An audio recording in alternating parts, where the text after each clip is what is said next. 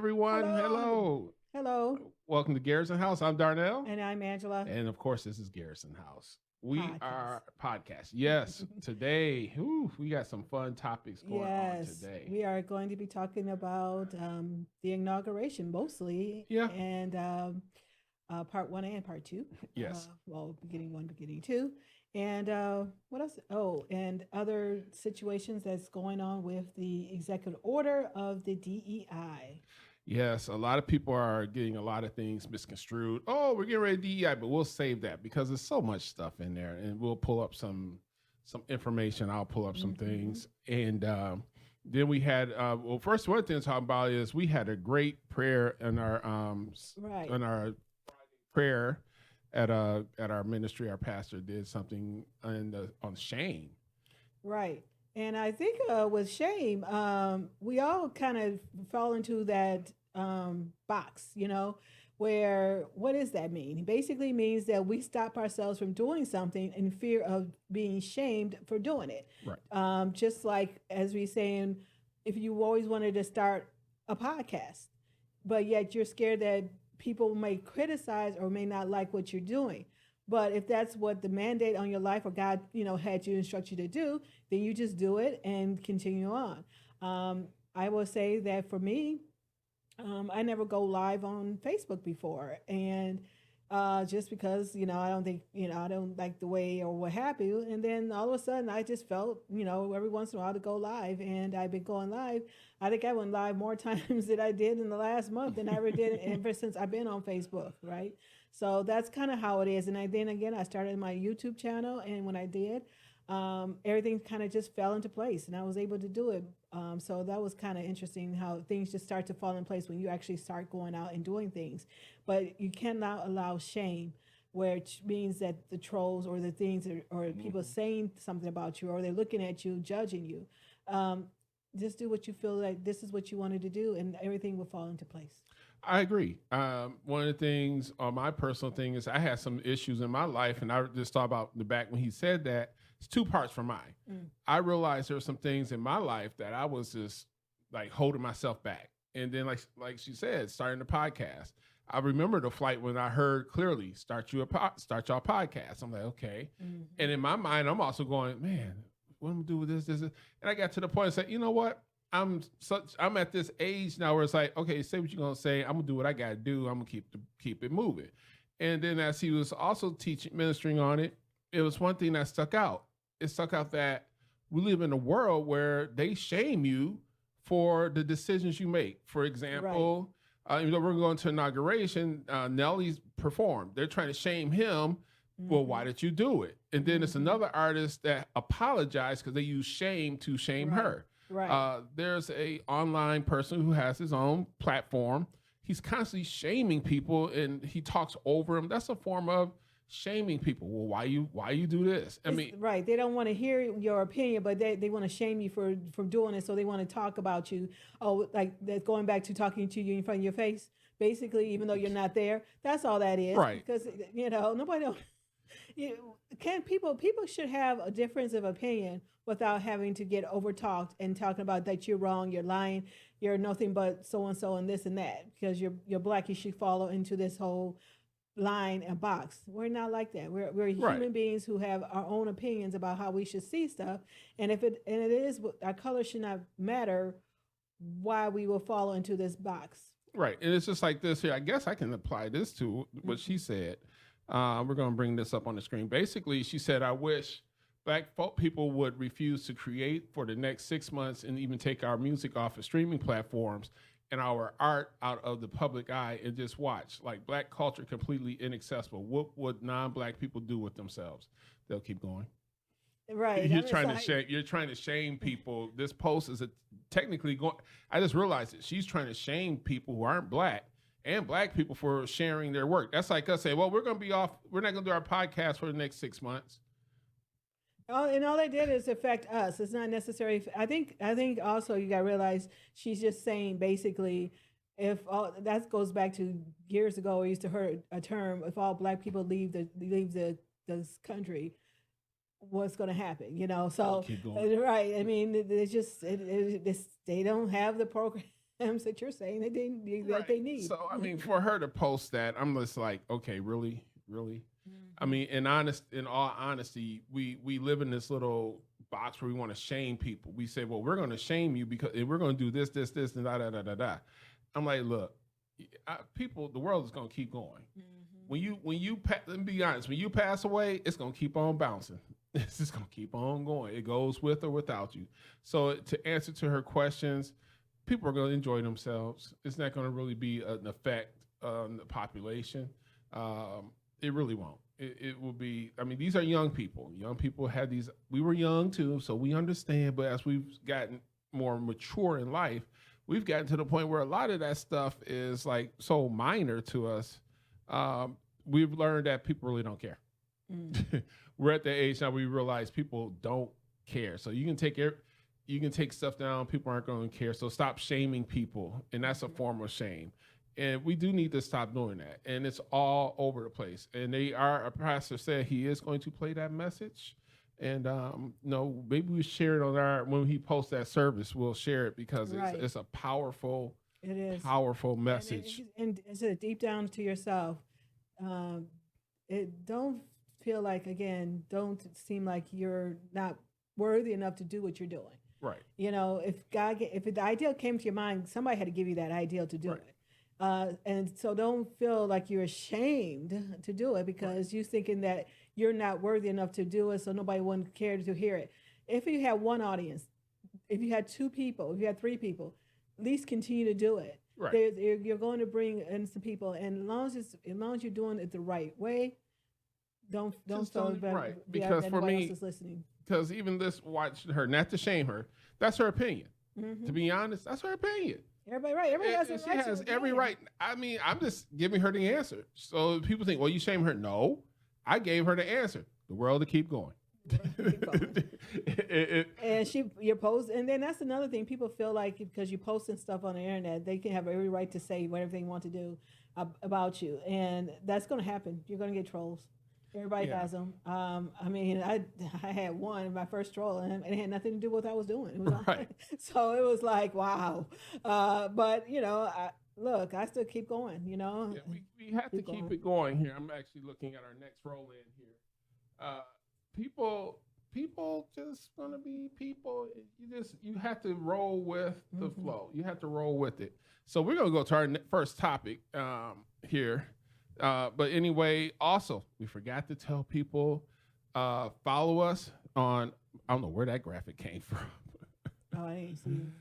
The wrong title. We're not going to that yet. That's going to be our last. Oh. Actually, I think we were supposed to be doing You're that right. one We're gonna first. do Oh this yeah, first. we're doing We're that gonna do first. this, yeah. Oh, okay. Yeah, I'm wrong. Go to GarrisonHousePodcast.com and you can look at all our socials. Also, you can go to each one of those socials. We're on Facebook. We are on YouTube. And so you can always just follow us on those so that we can continue to see what we're doing. Right. We're changing up a little format here. We're going to go live. I believe we're doing it Facebook will be socials live is next week. This week it's on Cashmere TV Right. and Cloud Live is where you can watch on the replay if you're. Right. No, we do share it there. Right. And then also there's a tip jar there.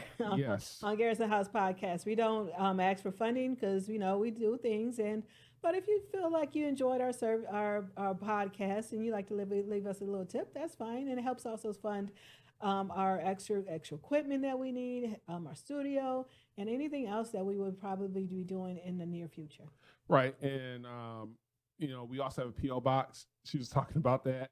We're going to actually start putting that, but I can tell you now it's P.O. Box 1827, Garden City, Michigan, 48136. That's P.O. Box 1827, Garden City, Michigan, 48136. All right. So we're going to go into this. She's going to talk about, you have something do I need to put it on the screen? You can. I really didn't go through the article. This is from Time Magazine. And it says, what is DEI? Sorry for the top part. I don't know why it's like that, but that's how they wanted to do it on their site. I don't subscribe to it, but however. So it says, what is DEI? So this is what they're extinguishing from this. Again, this is from Time Magazine article. It's diversity, equity, equity, Yes, equity equity and is correct. inclusion programs can take many forms, but they generally describe efforts to increase access and to and remove barriers from things like higher education and jobs for those from diverse socioeconomic backgrounds, race, and genders. The origins of DEI efforts in the federal government can be traced back to the Civil Rights Act of 1964, in which, among other things, discriminating in employment based on race, religion, sex, color, and origins was outlawed. President Lyndon B. Johnson issued Executive Order 11246 the next year, which barred discrimination in federal employment and required the government to take affirmative action to ensure that applicants are employed and employees are treated during employment without regards to their race, creed, color, or national origin. Trump has revoked the executive actions, stating that critical and influential institutions of American society have adopted and actively used dangerous, demeaning, and immoral race and sex based preferences under the disguise of, of a so called diversity, equity, and inclusion. So basically, he was saying is that um, they were using it in another way in order to make their agenda forward and making other people going back to shaming. That's how they were, you always say something, mama said this, but then they'd use it. You had to read between the lines, and then, oh, I didn't say that. I told you da da da da da, and I didn't say that. So that's kind of how it is. They were taking DEI, using it for their own purpose and agenda. That's kind of why he was saying. In 2021, Biden continued Johnson's legacy with an executive order of his own, titled Diversity, Equity, and Inclusion and Accessibility in the Federal Workplace, which worked to promote equal opportunity and define each term diversity focused on representation, equality focused on fairness and impartiality, and inclusion related to sense of belongings and value no matter an employee's background. Um, a Pew Research Center 2023 study looked at how Americans feel about DEI programs and found that the majority of employed U.S. adults, 56%, focusing on increasing DEI at work is a good thing. About 6 in 10 said their company or organizations have policies that ensure fairness in hiring, pay, or promotions. So I'm not going to read too much more about this. I'll scan through it as we go. But basically, DEI was probably needed back then. Especially we were talking about during the time where you said about Ben Lyndon Johnson at the time during this 1964 Civil Rights Act. So yes, there was a time where people were basically scared of black people. Okay, Yeah. and they didn't know how to handle us, and so when it came to trying to get jobs, it was a fight basically because all they know us as these people that were slavery to the field. So they didn't know how to handle us and they didn't want to give us jobs at the time. So yes, it's possible. Yes, this was probably needed at the time. But as time progresses on, you had it where now there are EEOCs, there are equal opportunity employment, there's like all those other things are in place already that's basically stating the same thing about the DEI. And the thing with that is it was federally funded. Right. So these nonprofit organizations, I remember about 30 years ago when I first tried to get a job at a retail store, and they were getting money if you were considered a low income person, if you were in a low income person. So they were giving you money for this, giving the company money for it. And they went before it all changed. They actually had to go over to the unemployment office and fill out some form there. And I'm like, I've never been to an unemployment office. Why am I going to the unemployment office? Why am I doing all this? So that you could get money. So I called the person back and I said, you know what? I don't know what am I supposed to do here. I tried to go there. I wasn't quite sure where to go. Where am I supposed to go? And you know the woman said on the phone? but they gave you a job. Mhm. And I was like, well, hopefully it gave me the job because they needed the help, you know. And so I was still young then. I was maybe 18 at the time or something like We had that. a lot of issues in the 80s. Yeah, It and that's was how it pretty bad. was. Yeah, and you, and they needed it at the time, but that's what they're feeling. That's what their feeling was until now. It's no longer okay. Well, we don't need them for them to go over to the unemployment office. We'll just give it to them automatically. And so, honey, did you want to jump in or something? Yeah, because while she's on that, I was looking at this here, the something that's been on the books forever. This is from the United States Equal Employment Opportunity Commission. Mm-hmm. Now, the key word is the difference between DEI and EEOC. For me, I've always been one that said, wait a minute, you know, when people are complaining about, oh, DEI this, DEI that, it does this, but this here has been on the EEOC has been around longer than DEI. And you can see on here it says basically the U.S. equal employment, keyword equal. The other one is equity. Those are two different definitions. They're not the same. Mm-hmm. Enforces federal laws to protect you from discrimination in employment. Basically, you can actually go to them and appeal, say, hey, I was discriminated. And you can see who's protected. Employees, current, former, including managers and temporary employees, union members, and applicants for memberships in the union.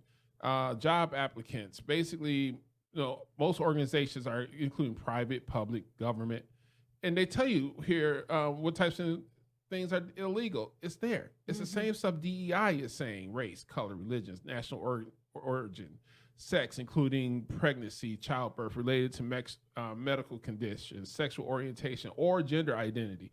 That was really added recently. Age discrimination, which is huge and it's still going on. I don't care what people are saying, they're still doing age discrimination. Disability, genetic information. Basically, they can't really go and start researching your genetics. Retaliations for filing a charge reasonable. No, it's all here. You can go to dol.gov. You see it on the top of the screen, dol.gov. And you can see all the stuff that's covered. There's a lot of things that, you know, they go through all these rules. And in fact, in here, they talk about the Civil Rights Act of 19, was it? I just saw it. Title 7. Oh, next page. The Civil Rights Act of 1964. It's on there too. Things that were done that covered. So it's a lot of stuff that we basically say, well, DEI does this. Actually, no, this stuff has already been in place. It was in place. There's even equal pay laws. I didn't find that page. I was looking for that. But even in the 1960s, the law was written in the EEOC that you had to pay equal pay. So a lot of people are talking like this is all that, you know, going on. The problem is a lot of businesses honestly do not follow EEOC guidelines. So you may, yeah, sure, it's on the books, but it doesn't say that the employer is going to actually cover it. Right. Where's it's your job to report it. Right. Where's the accountability? Right. You know, you have all this stuff in place. Where's the accountability? Right. Just like going back to where I was talking about the job I was on. Just going into another job I was going into. I should tell you who it is, but anyway, I was really there was really discriminated against on their job trying to get a position, higher position, and they did not want to give it to me. I've been there longer, and a matter of fact, when I started using certain things that I have done, they started saying, well, we need to start putting people in that position or start writing people in, like training people. We need to start putting people in training so that way I could not use that. So they had people to do it. And it's like, people didn't care. People don't want to do this, but, you know, and that's kind of here. Where's the accountability? And when you're talking about this thing, he took away the funding too. Right. Something like this stuff should have been already set anyway, whether we had the EEOC. It should have been already set anyway. And we're going to quietly say that really DEI was really also geared towards mostly the LGBTQ plus A plus community. It was more geared towards that, but I mean, and women, actually, and women too. And women, it was right. towards women too. And women too. So that's kind of where it was geared towards. But so when Target decided that a lot of companies are now starting to not go with this stuff, it should still be standard practice. everybody's complaining, oh, Target went away from DEI. It still should have been standard practice anyway. You should still have accessibility to anybody who has a product. We may not have been able to have the opportunity, but but however, anybody should have the accessibility to having their product on a shelf. I know even back when during next month we're going into Black History Month, all you really saw, and this is kind of what we're saying about George Floyd, and this is where Tabitha Brown was saying, but it was like people were starting to put in Black merchandise in the store. Okay, I go to a retail store, and it's like a little section on Black. It was Black History Month, right? Just a little section where they had it where they showed people's paintings, Black paintings. They had the little African shirts and the African attire and stuff like that. I mean, but really, who are you selling to? And then it was just a little section. That's kind of embarrassing to me. But it's out there. So, and then that's what they had. Target almost went down because of their whole thing that happened last year during their Pride Month. They almost lost it also, almost everything.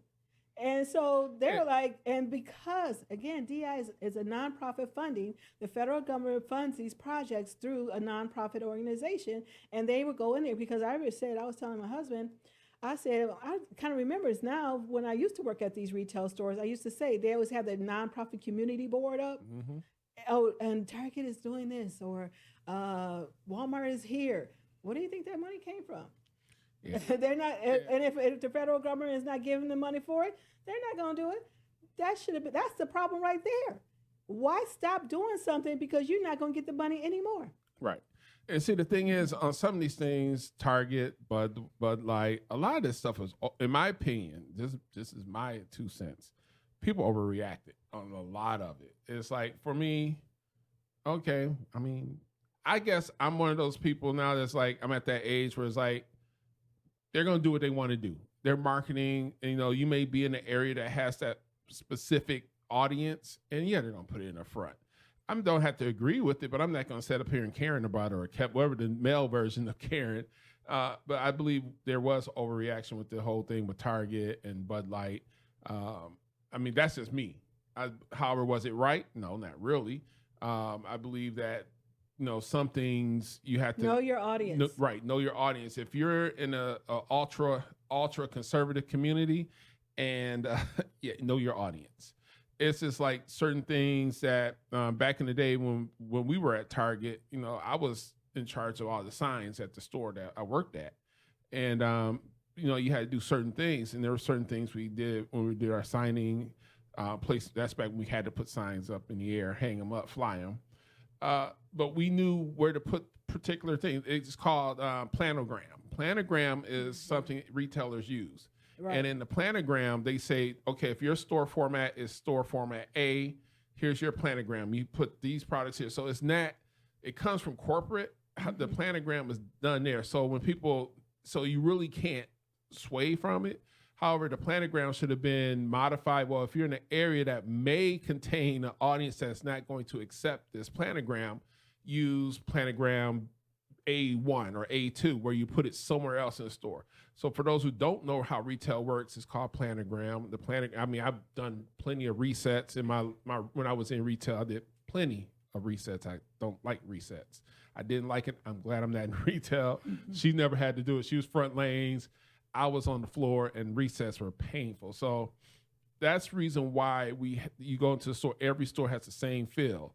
It's not that the store just put up everything and match. It all comes from corporate. Corporate, the planogram department plans every single store format, so that when you had the same experience in every store, or as close to it. So, but that's a lot of that stuff in the DEI world. A lot of the stuff, people, in my opinion, are overreacting to the change because they don't understand DEI was something that the government was funding. It wasn't something that just was happening organic. If it would have been organic, you wouldn't have heard the cry about how it's just like, but it's money involved in it. It's always Millions of dollars that the federal government were giving these businesses to initiate DEI programs, which y'all may not know. Sometimes it may have, I haven't really dug deep into it either, because it's actually freshly fresh. Some DEI, back in the 90s, there was a program similar, which could be considered DEI. It was in Michigan. You would hire people who are low income, give them an opportunity to work for your business. Then the government will give you X amount of dollars per person that you hire. So the government may say, okay, we're going to pay you $400 a week. Okay, as a business owner, some of these business owners were paying them, $200 to do the job and pocketing the $200 for themselves because there's no accountability for it. Nobody, they weren't saying, okay, well, how much are you paying that person? Well, I have an administrative cost. So a lot of these DEI programs are receiving federal monies. You figure in most charities, training and charities, most of these charities have between a high percentage administrative costs. So only a fraction of that money will go into the program that is the DEI program that the organization started. So a lot of this DEI stuff really boils down to the government said, we're not paying for it no more. That's basically what President Trump is saying. We're not paying for it. You can still do it. Right. It's not stopping you from doing it. That's the thing. Just because Trump put it away, stop funding it, this doesn't mean that it's going to stop these companies from continue to do this practice. Right. And so now they're like, well, don't blame the executive order. Don't blame. You blame the companies who are going away from it because they still keep the initiative going. But again, they're not getting money for it. Right. So it's like no more money for it. If you're not getting paid for it, and why would you want to? Even then, why would you want to even do something because they're getting paid to do it? You know what I'm saying? So why still support it when they know in good and well that they're just doing it because they're getting paid anyway? So you were doing it, but that was different because they were actually cared. Look, let me tell you something. I've been around to a lot of retail companies, and I had seen racism. Yeah. Matter of fact, the whole inclusive part of this whole thing, they used to have a class that they had to give a year to their employees. Not a class, but no, it was required. It's required. We had to do inclusion courses. We had to do not sexual harassment. All this stuff has been built. This is not new. No. Everybody's saying like DEI is new. No, all they did is they took all these little things that they've been working on since I believe the 90s it started. Right. So this is not new. So y'all talking about they take DEI? No, they just gave it an umbrella name. So we used to have to take mandatory sexual harassment courses, racial diversity courses. And before I lose my thought here, the job I was on, the store manager was a little racist himself. And so he literally called, it was me, and I think I was probably the only black person in the whole meeting there. I think it may have been one more other person. And he was saying, like we're calling people, and he said Afro-American. And it's like, and he couldn't understand. He still didn't understand why we wanted to, he meant African American. So he didn't understand why we were talking about becoming African Americans and what would you want to be called as. But instead of saying African, he said he still was calling Afro-American. And he just went on about his speech. So he didn't realize what he was saying. This must be that place out there at the mall back in the day. Oh, yeah. I know who she's talking about now. Yeah, this is actually this is during our marriage. This is your second job or first job after we got married. I know which one it is. I don't know. Yeah, I have relatives that also worked for this company. They used to complain. I have Southern relatives who used to work for the same retailer, and they would complain about some of the issues with the general the generals, the GM. Yeah, and then my manager, he was a black man. They didn't want to give him a how you have to do the whole merit type of thing, and the performance. they never gave him enough over in order to have him go to the next step of his store manager. That was the problem. Yeah, I know who she's talking about. It was and that retailer is in trouble anyway, so we won't say their name. We will not say their name because they are having some minor issues because there are issues in this particular retailer. Like I said, we're keeping that low key because now she's talking because I'm up here going, and I remember because I knew plenty of the people who worked there with her, and yeah, there was some shady stuff. But anyway, we are running quickly. Let's get to our hot topic because we got a surprise coming. We want to get it in. We may have to pre-record it and play it next week, but let's get this next one in. So we're going to talk about the inauguration benediction. So instead of us talking about it, we're going to roll it in, and then we'll come right back. Amen. Let us pray for our 47th president. Heavenly Father, we're so grateful that you gave our 45th and now our 47th president a millimeter miracle. We are grateful that you are the one that have called him for such a time as this, that America would begin to dream again. We pray that we would fulfill the true meaning of our creed, that we hold these truths to be self-evident, that all men are created equal. We pray that you use our president, that we will live in a nation where we will not be judged by the color of our skin, but by the content of our character. Heavenly Father, in the name of Jesus, we are so grateful today that you will use our 47th president so we would sing with new meaning, my country, 'tis of thee. Sweet land of liberty, of thee I sing. Land where my fathers died, land of the pilgrim's pride, from every mountainside. Let freedom ring, and because America is called to be a great nation, we believe that you will make this come true. So let freedom ring. From the prodigious hilltops of New Hampshire, let freedom ring. From the mighty mountains of New York, let freedom ring. From the heightening Alleghenies of Pennsylvania, let freedom ring. From the snow-capped Rockies of Colorado, let freedom ring. From the curvaceous hilltops of California, but God, we're asking you not only that, let freedom ring from Stone Mountain, Georgia. Let freedom ring from Lookout Mountain of Tennessee. Let freedom ring from every hill and every molehill in Mississippi, from every state, every city, every village, and every hamlet. And when we let freedom ring, we will be able to speed up that day where all of your children, black men and white men, Protestant and Catholic, Jew and Gentile, will be able to sing in the meaning of that old Negro spiritual, free at last. Free at last. Thank you, God Almighty. We are free at last. If you believe where the Spirit of the Lord is, there is liberty. Come on, put your hands together and give your great God great glory. Okay, so that was Pastor Lorenzo Sewell of the Church 180, the 180 Church, formerly known as Evangel Ministry, Evangel Church here in Detroit. Like I said before, when we did it live, you probably couldn't hear us on there. It was the interesting correlation is our pastor did the benediction for Trump's first presidency, and our churches are literally down the street from each other. Anyway, a lot of people are upset with how he did that.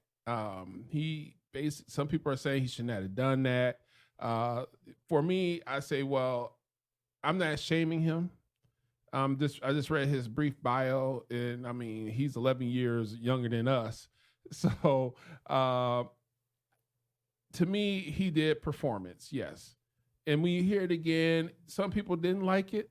Some people said he was a little over the top. Some people say what got me is you said, what did they say? What did one of the kings say he did in the speech? You told me she said about how she described his speech. Well, I mean, she just Oh, basically blasphemy. right. Oh no, she didn't say that. Oh, she didn't. No, she didn't. She didn't say that. This other dude. Oh, okay. No. We're not gonna. No, she didn't Okay, say that. she didn't say that. It was the other dude that said that it was blasphemy and using the words of Martin Luther King in that situation. Right. Okay. That's Where what else she could go and use it at? But right. anyway, For me, when I hear the word blasphemy, that means you've taken MLK, Martin Luther King, and made him a god. That's a hard word. Right. Say up here, that was blasphemy. Whoa, hold up. So you're saying MLK was a god? Oh, okay. Martin Luther King Jr. was a man. He did God's work by marching for the civil rights because it was a hot mess here in the United for Black folk. It's a hot mess. My family was greatly affected by a lot of it, and we'll probably play that video during Black History Month of my great uncle. Some things he went through. So there's some things even in my family was directly impacted by it, and I'll just say it quickly. My great uncle became the first postmaster in South Carolina, first Black postmaster in South Carolina right after slavery. And there are actual things on there. Let's see, I should pull it up. And he was called the N-word. Those people were angry at him. And because he became the postmaster. So, yeah, we had a hot mess. A lot of things did need it at the time. Yeah, we did. We're not going to, but technically, do we still need that voice? Do we still need the Black voice to say, rise up and say the leader of the Black people? No. We don't need the leader of the Black people, especially this one gentleman. We don't need you either because you're not the leader of the Black people. We don't need a leader. And they're trying to say that we're trying to still put us within that 1964 Civil Rights Act. We're trying to get out of that. Bringing up old stuff too, bringing up these old movies too. Going back, we don't need that. That's the reason why every time you turn around, only time we can get an Oscar if we dive deep into the slavery times. Matter of fact, Amistad, the actor who played Amistad, he just came on saying, yeah, even though he won this Oscar, he's still struggling, even now. He married Lee, Kimora Lee, but yet, he has a son with her. But even now, he's saying he's still struggling. So where do these things actually brought us, but nothing more but then these attention to just, wow. Yeah, it's amazing. I'm going to put this up real quick. I'll put it on the thing. So this is one of my great uncles. Oops, wrong screen. We put it on the bottom. This is some of the stuff he had to deal with, because, he was one of the speakers for the NAACP. And, he went through a lot. He was called, you see the word, they used that word. Well, that was a comment. And it was a comment because I was watching The Saint. And they were trying to describe the Black man. And basically they said, well, he's a Negro male. But back then you got to realize a lot of this stuff was not done in a bad way when they would say stuff like that. Here it is. Oh, that's the one I was looking for right there. So there it is. And that was what happened. He was appointed as successor of basically he became that. If I'm not going to go through it, but he got ripped. He was there. You see how they do it. They did not like this at all. And I believe that was in 1889 that this took place. We had the struggle stronger then than it was now. So do we need Black leadership today? I don't think we do. I think we need to become self-accountable because as a result, the world believes we as Black people, especially Black Americans, let's say that because other Black folk don't have a leader, by the way, as Black Americans of slave descent, to be even more direct, they feel that we're a monolith. They're like, oh, well, all the Black people think this way, this way, this way, this way. And no, we're not a monolith. We are very diverse. There's some of us, I identify as an independent. However, because I was going to pick independent, He looked at me like, well, if you pick independent in Michigan, you will not be able to vote in any primary. It's like, okay. I moved my hand a little to the right. She gave me an evil eye. Like, oh, I guess I need to check Democrat then. So That's the thing too, that where that's coming in as the values. And at the time, people had different values when it came to the Democratic Party. The Democratic Party even had. no, they were the working man's party. Right, We ain't right. gonna talk Nobody- about they were right. literally the working man's party. But once Clinton got out of the office, and then we started getting into, we had the two Bushes or something. Well, we had Bush, Clinton, Bush. And then we had Obama, right? Right.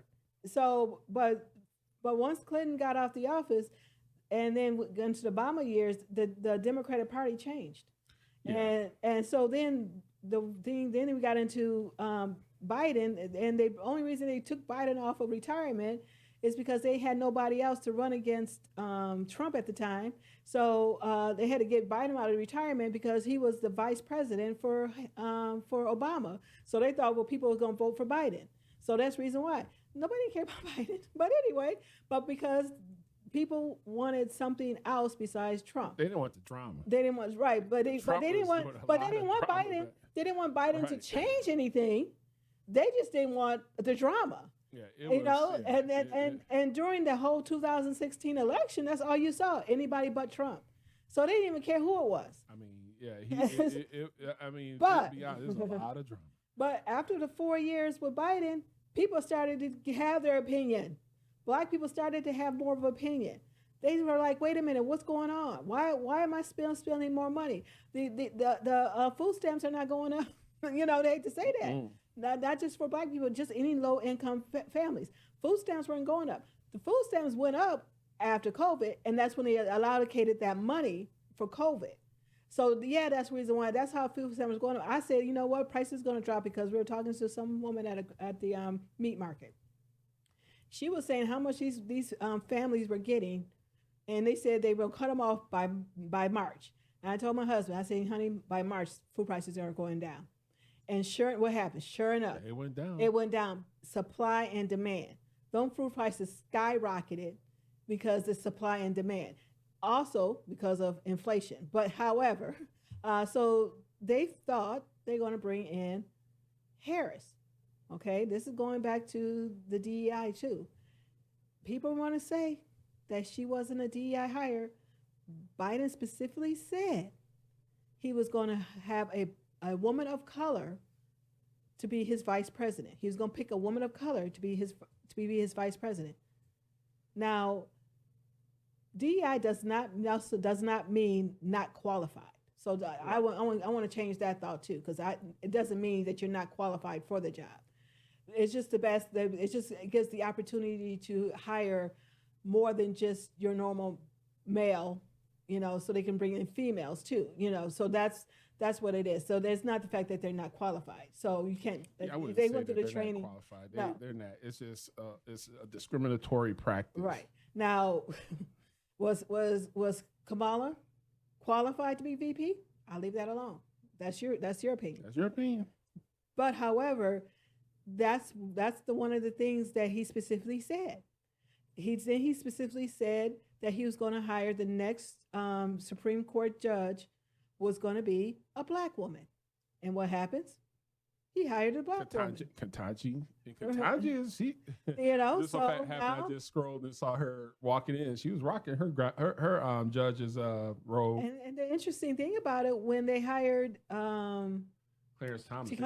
they gave the man such a hard time, but yet they couldn't accept a black Republican. That's the problem. That was the problem. They shame people because they are a black person who may have conservative values. You get shamed greatly for that, and that's a shame. But anyway, we sort of went off topic. Well, it's still kind of still the benediction. In the inauguration, it was part of the inauguration. But Yeah, because basically, inauguration. what? Let's go back. So we're gonna talk about the inauguration itself. It was a quick and nice ceremony. The pomp was longer than the circumstances, but But it was a quick, fast service. Trump became the 47th president. J.D. Vance became the vice president. So it's going to be a different year. I think it is going to be a different year. We're going to be continually giving you coverage on what's going to happen after the inauguration and then on. Just anything interesting that happened. Also during the inauguration, they were having a lot of balls and a lot of things that were going on during it. And I don't have any of the balls. Do you have the audio on? Another question. No, I have the audio on. Okay. I'm just showing We you. don't have no other galas. I don't like the word, but they had other artists to pump up the jams, as you could say, and they invited Snoop Dogg, Soulja Boy, Rick Ross, and Nelly. Now they all invited them to go to the inauguration ball prior to the inauguration, and they performed, and people were giving them criticism because they're black, and they went to this thing because Trump was supposed to be racist, and we've been trying to get this played, and I'm going to play it. I know in the beginning of this, he doesn't swear. Okay, so hopefully I'll catch it before he actually swears. But let's run this one, honey. Okay, right quick. All right, here we go. Put on for my city, and I try to bring my city up every step of the way. I did not know you was riding with me because you thought I would ride for who you voted for. I didn't know that. I apologize. I apologize. I didn't know that I had to agree with your political choices, and I thought it was the things that you do, not the things that you say should be done. If you follow what I do, this shouldn't even be an argument. He's the president. He won. This isn't a campaign. This isn't an RNC. I'm not out on the political campaign. I didn't get none of that 1.5. You see what I'm saying? Like to try to help somebody get voted. Kamala didn't invite you to perform? No. She didn't invite me. She didn't invite me either, man. I was gonna do all at home. Like so, but I don't knock the ones that did. I don't knock the brothers and sisters that benefited from it. I don't knock the correspondents that may have gotten money to do that. I'm not doing this for money. I'm doing this because it's an honor. I respect the office. It don't matter who is in office. The same way that our men and women, our brothers and sisters who protect this country have to go to war and have to put their life on the line for whoever in office. Here we go. All right. So yeah, so that's Nelly's opinion. There's a lot more, but again, It goes to a profane rant. No, it wasn't profane. He made cuss twice, but I didn't want to put that out there. But basically, he said it was an honor to be asked, and they're making it seem like it wasn't even an honor to say it. And he said he didn't get the cut of the 1.5 million that Harris was shelling out. He didn't get that cut. He wasn't even asked to even do that. And people are still criticizing putting up his past. And he even said, if we still bring up people's past, what more can people change? That's what he kept saying. Even after that, he said, that's the reason why you can't continue to bring up people's past. People cannot have forgiveness. You guys, that's the wrong part of our country, forgiveness. And that's one of those things that he was saying about the thing about. And we keep showing while we're talking. The inauguration was brought from outside to inside. And some people complained about that. Why is it outside? Why is it inside? Because it was cold. Right. I mean, and so they went to the Capitol. In fact, they said the rotunda. And so they said it's so big you can lay the Statue of Liberty on its side and it will still fit. You'll have room to walk around. Right. So they went. After the inauguration, they went to, and they had, instead of the parade outside, they brought the parade inside. And so that was the Capitol. No, it was it was the. It was at the stadium. Right. Somebody.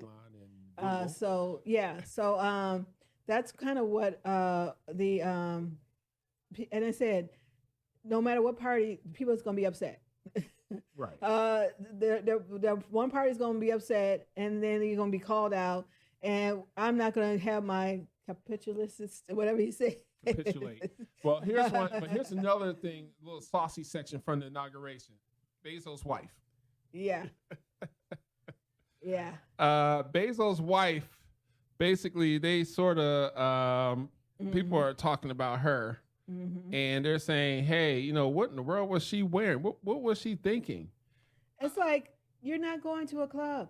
Yeah. It's like she has no clue of where she is. I mean, what in the world? And then RFK looking like, what in the...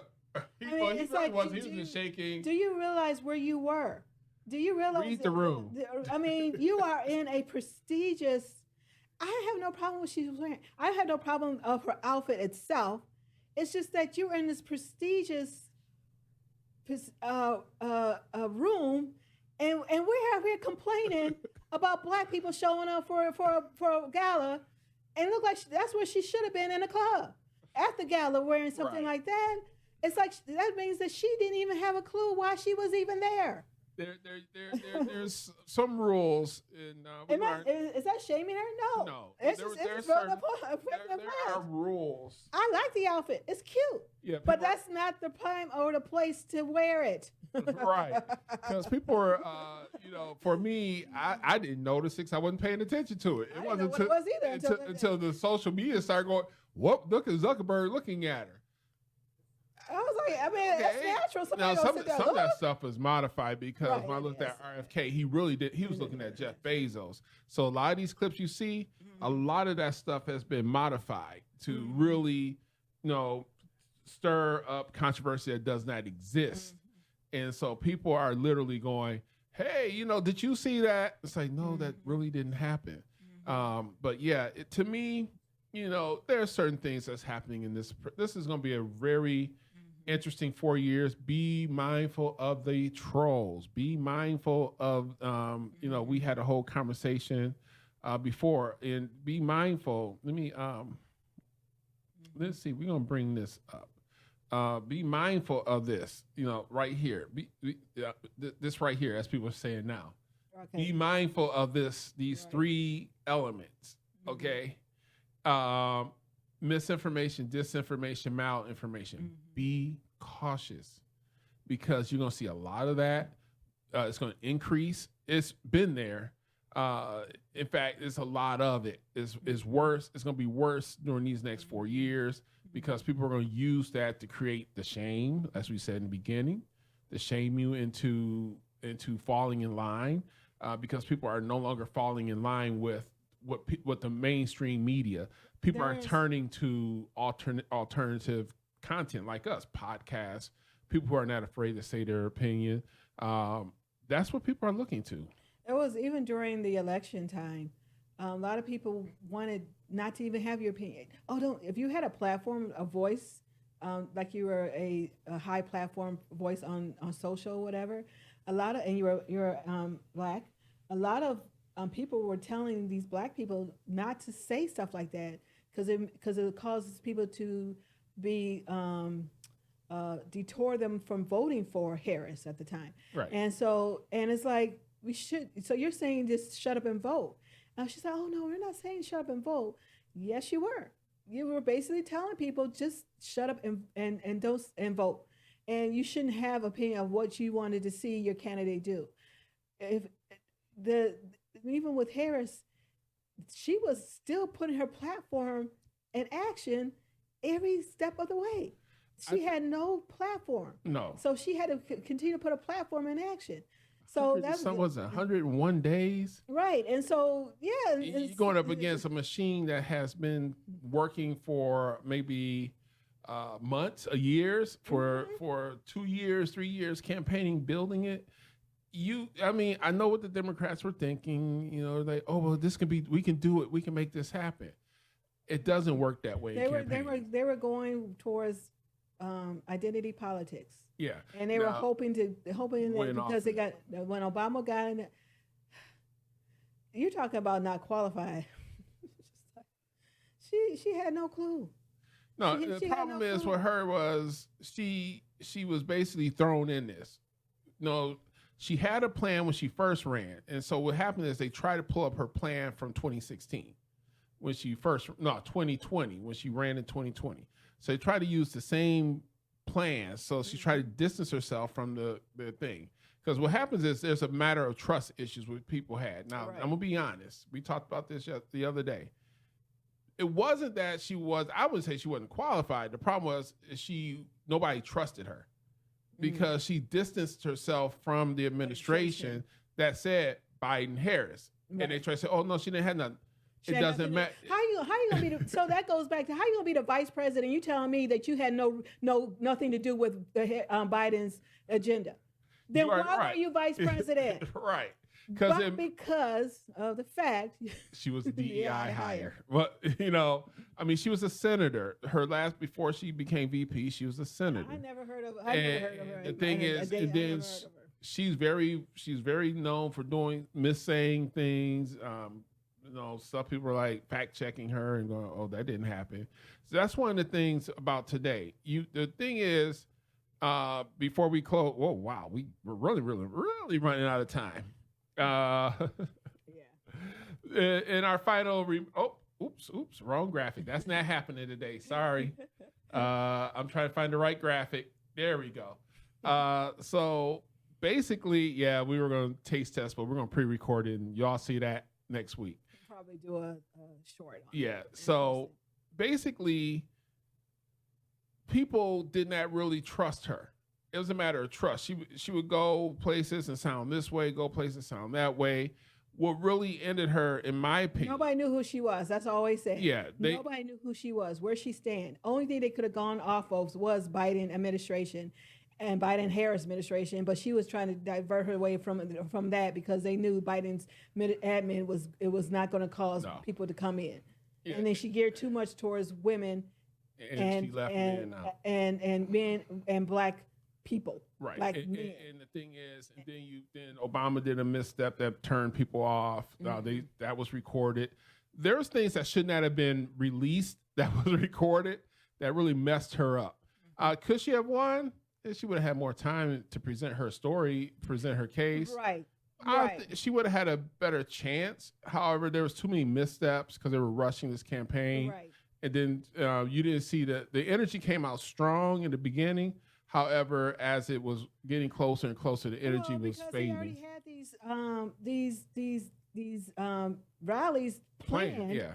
So, and because Biden was supposed to go to these rallies, they already planned. So now they have to say, well, that's the reason why she didn't do anything, but everybody cheered, hollered, and screamed, and they brought in all these other people. And so that's kind of how that's what they did for the first 5 or 6 rallies. And guess what, folks? We will have to talk about this again next week. Talk about something. Some of this. We probably bring some of this up. But anyway, thank you for watching. I'm Darnell. Thank you for watching, Garrison. I'll see you next week.